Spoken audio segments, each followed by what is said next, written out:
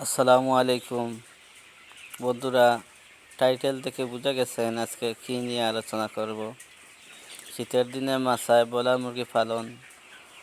অনেকে জানতে চাইছিলেন শীতে কি মুরগির বডি ওজন ভালো আসে কি না।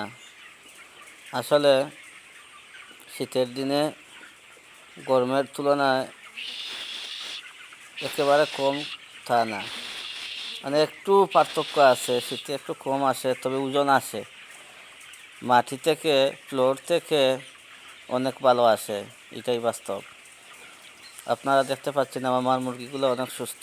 অনেকে বলে আজকে আমার মুরগির বয়স 25 দিন চলতেছে, প্রায় 1.5 কেজির কাছাকাছি হয়ে গেছে, 1 কেজি 500।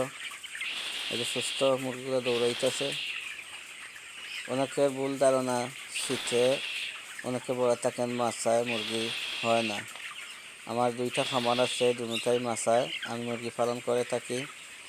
এই খামারে আমার 1500 মুরগি, আরেকটা খামার আছে আমার 3500 মুরগি আমি উঠাইছি মাছায় বোর্ডিং দিছি। মাছায় এখন পর্যন্ত আছে, আল্লাহর রহমতে সবগুলাই মুরগি সুস্থ আছে। সবচেয়ে বড় কথা হচ্ছে আপনি যত পরিচর্যা সুন্দর করতে পারবেন, ওজন আপনার আসবেই।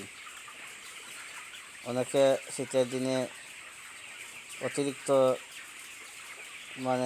পলিথিন পেঁচিয়ে মুরগিগুলোকে অসুস্থ বানাইয়া ফেলে।